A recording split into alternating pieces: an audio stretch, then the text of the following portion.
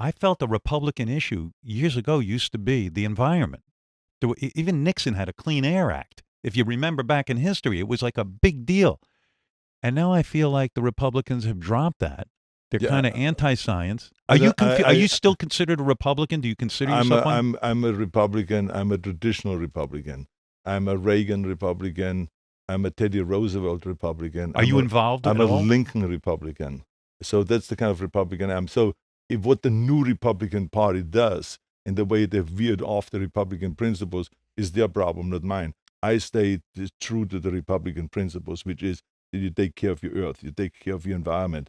Remember, Ronald Reagan created the Air Resources Board in California that enables us to clean our air. And That's why how we were able to reduce our greenhouse gases in California by 25%, which was supposed to be by 2020, and we did it already in 2018. California was a leader in Oh, that. we are the leaders. Right. In environmental laws, we are the leaders, and at the same time, we are the leaders in economic growth because we have the greatest GDP of any state in the United States and the fifth largest GDP in the world. So are you? So think about it. This is wild because most people don't know that our GDP is only behind, the United States, China, Japan, and Germany.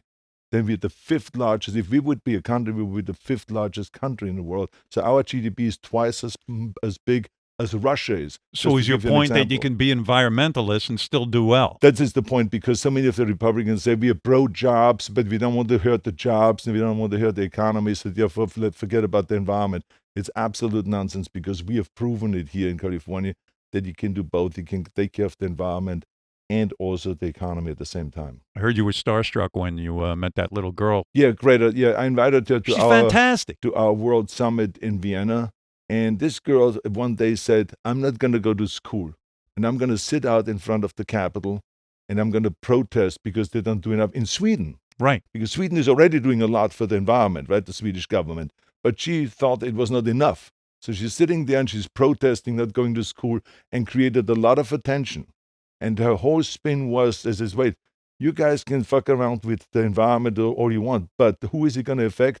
My generation. That's right. Because we are going to inherit the world. And you have the responsibility to hand over this world in better shape than you inherited it. So why? So she is protesting, and she got a lot of attention, and therefore now all of a sudden the media worldwide is now writing. They have a new kind of spin on writing about a clean environment, and so she really is a great asset.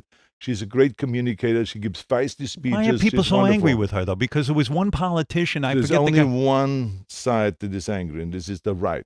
Why? Okay, because they are getting paid by the coal companies, and they're getting paid by the oil companies and by the car companies and all those guys. So they get disturbed. So they find problems with her. She's angry and all this kind of stuff. Well, of course she's angry. That is clear. I said, but she's brilliant. She's a very smart girl. She's a sweetheart of a girl, and she's very passionate about this cause.